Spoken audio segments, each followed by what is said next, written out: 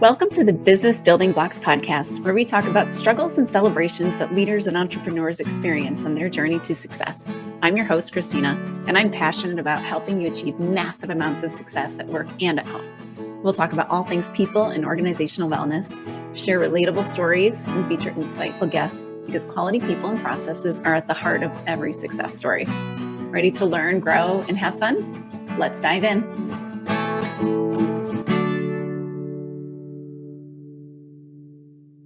Hello, and welcome to the Business Building Blocks podcast. I'm your host, Christina Schmidt. I have a fun and interesting guest to bring on today to share a bit about business, starting your business up, and some of the things you bump into, whether it's personal trials or it's business woes, whatever it might be. But I'm really excited to introduce you to Joe Coleman.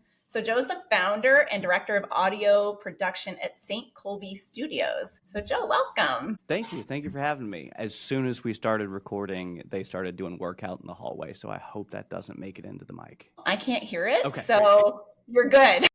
It's like on cue, like as soon as you started your intro. It was incredible. Always.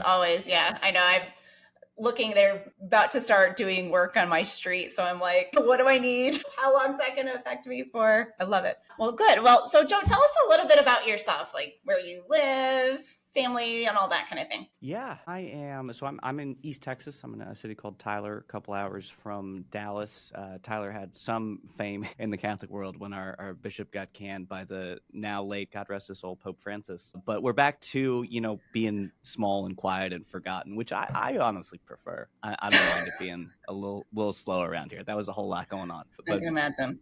My family moved here a few years ago, then didn't plan to stay, but stuck it out anyway. And now my wife and I have been married almost exactly a year at this point. And, we've got a baby on the way in mid-June. So it seems I'm here at least for the foreseeable future. All right. My parents are out here too, which is great. And her family's nearby as well. Yeah, we're enjoying a slower pace of life in East Texas. That's the personal end, I suppose. Personal end is short because most of my life these days is just working on Saint Kolbe Studios. It is an all-encompassing endeavor, as most startup business ventures are. So I get a little break, sort of calm before the storm, because once the baby hits, I will have zero extra time, which fine by me. I have too much free time as it is. I don't need any of it. I got, I like to do things. I get bored. So I think the baby will be good for that. I hear they take up some of your time. So a little bit. Like I seriously question. I have no idea how I thought I was busy before. I used to be like, I'm so busy. And I'm like, I don't know what I was doing with my time. No, you're right. I think about, I think back, when I was in college and being like, oh my gosh, I don't know how I do what I do. I'm so busy. And now I look at it like life was so easy.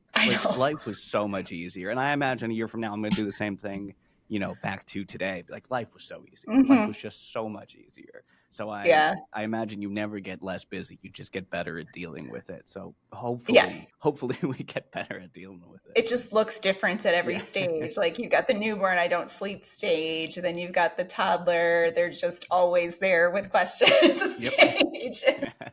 In school. And then, it gets nuts. Well, congratulations on two things, on recent marriage and almost baby. So well, congrats on that. That is very exciting. Thank you. All right. So can you tell us a little bit about your business and kind of like how did you get to running what do you do at Kolbe? And then how did you get to where you are? Yeah, sure. So Saint Kolbe Studios is an audio production agency primarily for Catholic business owners and solo creators. So what that means is functionally we work in the for-profit world. Not that we don't work with nonprofits and ministries and things like that, but our focus is primarily business owners. And, I'd lump solo creators doing, your own 1099 thing, just into that category. We found that there are plenty of good producers out there and marketing agencies and, production agencies who work with, nonprofits, NGOs, apostolates, ministries, these things. But the for-profit world, especially kind of in the faith-based sphere, was really lacking. I mean, there are a handful out there who do similar kind of adjacent things to what we do, but there really isn't anyone doing what we do, like precisely. And in that, we're an audio production agency that works primarily, first and foremost with business owners, solo creators, people who don't run a ministry. And I'd say audio as opposed to podcast, mostly because the bulk of it is podcasts. We of course, this is kind of a homer take, but we recommend that businesses have a podcast. There's a lot of good that can come from that. But that also extends to things like audiobooks as well as recorded live events. Like we'll do lectures. Like, you give a lecture, you give a talk, whatever, you record it. You want to put it up as a podcast, put it up on Spotify, things like that. Yeah. We also handled that as well. The Saint Kolbe Studios itself came from, I started my career in broadcast radio. I was an on-air host back in 2019. This was my first year producing. I was an on-air host and a producer and a writer at a small station in Western Alaska, KNOM Radio, oldest Catholic radio station in the U.S. So I got to cut my teeth there in a very small studio, which was a ton of fun. I fell in love with the process of recording and producing audio, and I worked in it to some degree, mostly on the side for a number of years after that. But within the last year, I went full time. I had pretty much stopped doing content writing. That was the majority of my freelancing career before this, where I was doing, travel and outdoor writing primarily with some podcasts on the side. But, within the last year, I felt like it was time to make the leap. Out here in Tyler, I had met a number of people who have adjacent skills in, video and graphic design and things like that. So I went, I've got a pretty good bulk of, potential subcontractors, employees, whatever it ends up being right here in, the city I live in. This is a unique opportunity. I think there might be something here. And over the preceding or the following 12 months or so, we built Saint Kolbe Studios into what it is today. And we're all paying the bills. We haven't starved yet. So far it's a success, which is just exciting to say. It's funny, like as a business owner, it's like at some point you're like, yes, this is working. But up until then, you're kind of like, bills are getting covered. Thank God my wife had a job for enough of my wife. She actually just quit her job. Wednesday was her last day. Oh, wow. And so, she's going to be, God willing, the creek don't rise. It's going to be, staying at home once the baby comes. If we run out of money, she'll have to go back to work. You can't fix that one. But assuming we can make it, she'll be back. Just staying home with the kid. But yeah, having her working, I think she's probably doing 25, 30 hours a week. She went down a little bit once we first got married. Having her paycheck was very helpul to cover the difference in the early days. Like I quickly made enough money where I could pay most of the bills just immediately. Like we weren't dipping into savings, but there was definitely a gap that had to be covered. Her income was very helpful back then. Yes. So what was that transition for you to like go from saying I'm going to do this full time and we're like the Lord will provide or whatever. Yeah. What was that like? Yeah, I mean, it was a lot. It was definitely months of going, should I even do this? Like, is this something that's even feasible? Like, I think it is, and I feel like it is, but I can't quite say why, because it makes some sense on paper, but it's not like an absolute obvious home run.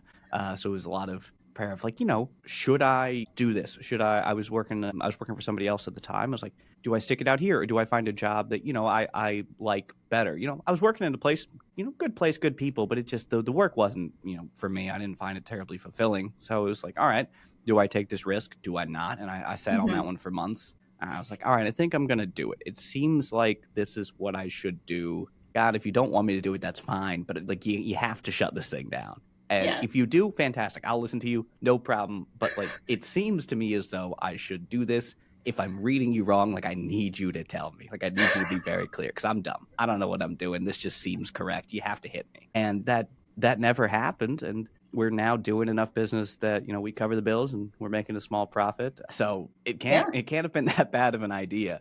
But it was an interesting process in that it should have been nerve-wracking, but it never really was. My biggest thing, and I don't know if other business owners can relate to this, but my biggest thing was, I think I can do this. I feel like I should be really worried about doing this, but I'm not. And that seems wrong. Like, it seems like I should be really nervous about making this endeavor. I'm not. Am I just not taking this seriously enough? Am I completely naive? And I think there's some amount of just hopeful optimism and naivety that's just helpful if you want to run your own endeavor. But I'm like, do I have too much of this? Like, am I just missing a major problem that's going to be right down the line?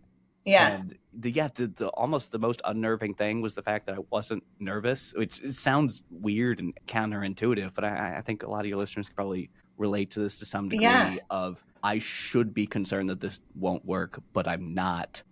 Why? So that was definitely the biggest kind of oddity in the transition to get here. Yeah, I had a really similar with mine. I walked away from a paying role before to jump in to do leadership training because I was like, yes, this feels right. This feels like what I should be doing.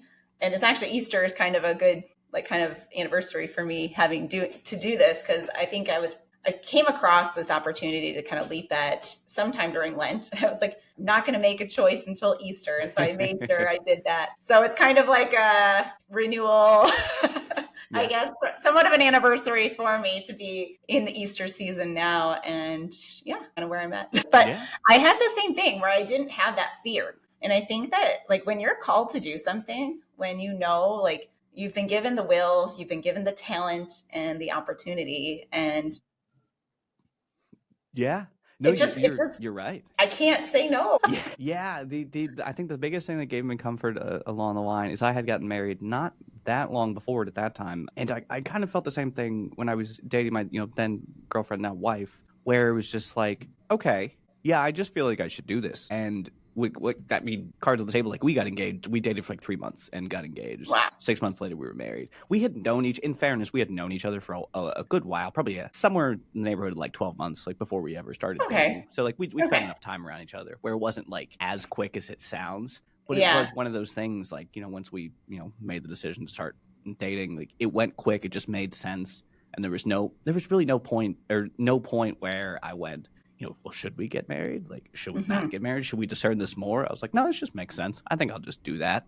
This clearly seems to work. If it wasn't supposed to, like something had gone wrong by now. So I might as well just ride this one out. Like, there you go. My own opinions are terrible. I don't know anything. God knows way more than I do. I might as well just listen. And that one has clearly worked out. So the fact that the process went a similar way to up until that, well, still the most significant decision I've made in my life was a small comfort, even though I think I should be more concerned. I was like, I've seen this before. It's worked out. I think it's going to be fine. And, so far, so good. Yeah. Yeah. There is a thing like, you have to see what does it normally look like when you hear a call from God or when you feel that pull from him to do something. And if it's, hey, I've seen this before.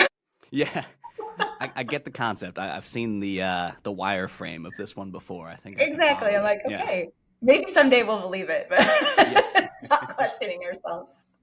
Awesome. So why did you name it Saint Kolbe? Yeah, Saint Kolbe, among other things, is a patron saint of communications. He was on radio. He had a newspaper that has a Polish name that I still cannot pronounce, which is still in circulation to this day. It's the periodical that he started still exists, and he's certainly, objectively a great saint of the modern era on his own merit. But he has a lot of overlap in the world of both written and audio communications. And I'd found that out truthfully at this point, I have no idea when I found it out. Just somewhere along the line, I went, okay, I was brainstorming ideas and I was like, look, we're going to go the faith-based route. And I don't want people to have to squint and try to figure out, what our deal is. So, I kind of wanted on the masthead. And truthfully, Saint Kolbe Studios was just one of the catchier potential names that I'd written down. And then I went, all right, well, this sounds cool. Does it work? And I did a little deep dive and I went, oh, great. This works. Fantastic. Yeah. So, definitely unknown or underknown, at least, patron saint of communications, Saint Kolbe. Yeah, I don't think I knew that. I knew, obviously the World War II connection. I knew that whole thing and the Immaculata, all that, but I never thought about the communication part. So very cool. Yeah. Well, so when you're working with clients, what does that client experience look like for you? So how do they come, what problems do they normally have that you're trying to solve for them? And then how do you help them create this thing they want to create? Yeah. the classic sort of agency answer is it depends. And Of course. it depends. But for the most part, at least the bulk of clients that come in the door, or even just potential leads that come in, look like one of two things. Option one is I have a podcast, I've got some traction, it's not bad, but either it's taking up too much of my time, or I don't quite have the skills to make it look and sound great. Like, it's okay, but I don't have those skills, and it's not, the whole comparative advantage of it doesn't really work out for me to learn those skills. I want to go check some prices, see what it would cost to get it produced for me. That's option one is, the person who already has a podcast and either needs the time or needs an improvement in the quality of the production.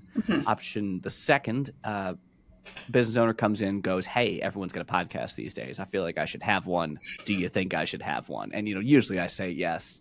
Really, have I said every once in a while, I go, what, I don't think that audio is for you. But usually I'll be like, yeah, you should have one. I turned down one unnamed publishing company who was asking about, recording audio books and things like that. And I went, yeah, you can absolutely do that. But they wanted to record them, kind of in a home setup, and it was going to be not the most professional. And I went, look, I'll take your money for this. I'll produce these for you, but I won't feel great about it. So here's why I don't think you should do this. And if you want to, I will, and I'll make it the best I can. But I don't think you should do this. So rarely do we turn people down, because usually it's something that does fit into your marketing strategy really well. But every once in a while, we tell, hey, don't start a podcast. You maybe down the line, but not yet. Yeah. But yeah, the second one is somebody wants a podcast. They see the value of it. They've seen it work for other people, and they go, well, what does it take? I don't know the first thing about it. Mostly people are kind of overwhelmed with the amount of options when it comes to gear. Microphone, do I use an audio interface? Do I use a USB? What kind of camera do I need? Where do I record? Sound panels, what are those? All the sort of gadgets and things that come with podcasting. There are so many options on the market, which is great because the barrier to entry is lowered, but it's a paralysis of choice now. There are so many options that people don't even know where to start. It's biting into a wall. And so they come to us and they go, okay, what do I need to start? How often should I upload? Where do I upload? What software do I use? How does it get onto the internet? How does that work? How do I know, who I'm podcasting to? How do I know how often to upload? All the basics. And so we sort of start from square one, build it up, and then let them go from there. So, it does depend, but the majority of people coming in our door are one of those two. Okay, yeah, I was definitely one of those. When I started my podcast, I was like, where do I put it? How does it get there? But then I saw this meme. This is such a terrible motivator, but it was, your first podcast will be bad. I'm like, you're absolutely right. 100%. I recorded my first one with my computer microphone, my computer camera, standing in my living room. It was hilariously bad. Oh, yeah. That's the biggest thing I think holding people back from not even just podcasts, but, creating video content or really just posting things on social media, writing things on a blog, whatever it is. It's your first one's going to suck. It's going to be bad. And you just need to deal with that. Your first 5 are probably going to be bad. Your first 10 are going to be okay. And then after that, they're going to get better and better, but nobody's going to see your first 5 anyway. It's fine. They're not going to take off unless you have a ton of money behind you and an established brand. And then sure, they'll take off, but you'll also have good gear, so it doesn't matter. It'll be just fine. Yeah, I mean, I always remind people hey, you have to just power through the first few. It's going to be uncomfortable. It's not going to be great, but on the back end of that is something that's going to be really useful to you. So you just have to get through it.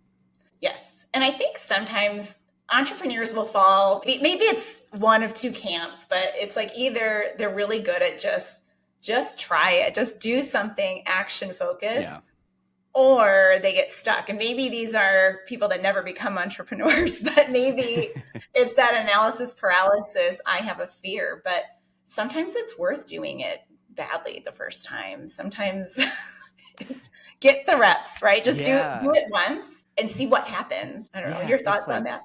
Chesterton or C.S. Lewis, there's some quote of anything that's worth doing is worth doing badly. And whoever said that. I don't know who said it either, but I've heard it. I'm not as well read as I pretend to be on podcasts, but whoever said that, it's right. Yeah, anything worth doing is worth doing badly because that's where you have to start. Unless you're a savant, it's immediately going to be bad, and that's fine. You got to sort of holster your pride and move through your first few, and then it'll get better. Exactly. It's just part of growing. Yep. I was literally just talking about this. Was the voice memo I was sending when you hopped on. Dr. Becky Kennedy is like a parenting coach, and she talks about the space between. So like there's unknowing and knowing. And that space in between is ugly and messy and feels awful. But once you're through it, you're good. But we build resilience by being able to hang out in that ugly, messy space in the learning zone. And so starting something new is like that. Starting a new habit is like that. Yeah. And starting a business is obviously like that. You go from, oh, maybe I should be more scared to do this, to we're paying the bills. So eventually, maybe we'll get to that other spot, but I don't know. I don't know if you get there or not. Yeah. There's got to be some milestone to hit. I'm sure. Yeah. So talk to me a little bit about like what motivated you to do this for Catholic companies, Catholic businesses versus jumping into the secular? Because in theory, there's a lot more people. Certainly. But why focus here? Yeah, two main reasons. One, less competition, frankly. There are a couple of agencies out there, that we know people at, and they're, great people. But they do something similar, but they don't quite do what we do. So they're competitors to some degree. Like, there's overlap in the Venn diagram, but they're not, like one-to-one direct competitors. So kind of, it was an open sort of unserved or at least underserved niche, and that really helped. So, ease of entry is the first one. The other one, I think it made it simpler to not work with people who don't share our fundamental values. So what we are is, yes, we are primarily for Catholic business owners and solo creators. But, if you dig into our website under FAQs, like we've got a thing of, does my business have to be Catholic? And it's no, actually, no, it doesn't. Nor do you. Really, what it means is we reserve the right to not work with people we fundamentally disagree with. And that's a tough thing, especially in the creative world. Like if I'm selling you a microphone, on the back end, like what you say through it just isn't my responsibility. And you could make an argument, like if I knew you were going to make a satanic podcast and I sell you a microphone, I'm culpable. And I'm open to the argument. Maybe that's true. But outside of that extreme, those sort of transactions are pretty black and white. I don't know what you're doing with it.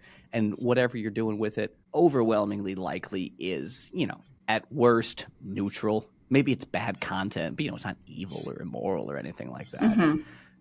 But when it comes to the creative world, it's different. And the industry I'm in is certainly less creative than somebody who takes something from nothing and builds, like somebody who designs, somebody who writes. Like we are less creative and a little more technical in that we're doing production on something that already exists. And now you can get plenty creative within those boundaries, but there's still an upper limit on your creativity. That said, it's really difficult to build something, to fix something, tweak something that like you just do not agree with. It's and I've done it when I wrote for as a freelancer at an agency. Both, I've taken on clients where I'm like, I don't think this is immoral, but I really don't feel good about it. So, certainly this isn't me judging anybody who works in that field and goes, hey, like, I don't like it, but I got to, everybody's got a mortgage. I get it. I understand. And it was a little easier to justify when I was working for somebody else. I'm like, this just isn't my thing. I can live with it. But now that I have my own deal, I'm like, I don't think I in good faith could do this. Like if I have to get up every day and do work I at best don't believe in but tolerate, like I'm going to be miserable. I've done it before. I know myself. Some people are better at it. God bless them. They're more resilient than I am, but I can't do it. In the creative world, it's really tough to deal in things you just fundamentally oppose. So niching down in this, certainly it limits our options, and it's very enticing to kind of go out of the bubble and chase clients other places. But one, I don't want to roll the dice on objectionable content, and two, once we kind of step out of our niche, we are just in a much bigger field. There's much more established players. We then have to compete on price, probably, or have the ultimate customer experience. And I'm no longer interested in competing on price. We're certainly not the most expensive out by any means, but we are not cheap. And I'm very upfront about that. When I was a freelancer, I worked with cheap clients, as freelancers start out doing almost always. And anyone who's done this understands what I'm about to say. It's brutal. It's so bad. It is. There are some good cheap clients out there, certainly people who understand what their budget is and they don't want to buy champagne with beer money. But, for one of them, there's 20 bad ones. And so if we go outside of our niche, we have to compete on price. Yeah. And I'm not interested in doing that ever again if I could avoid it. If I have to, I have to. But yeah, I mean, it was fundamentally just partially it was practical. This is get in where you fit in. And also it was just like a philosophical opposition to doing creative work I don't believe in because I knew I was going to be miserable. And luckily, we found kind of a nice little intersection here I get to work in the business world, I'm a big believer in for-profits. I've on the record had some disparaging comments about nonprofits. They're not all bad, but plenty of them are.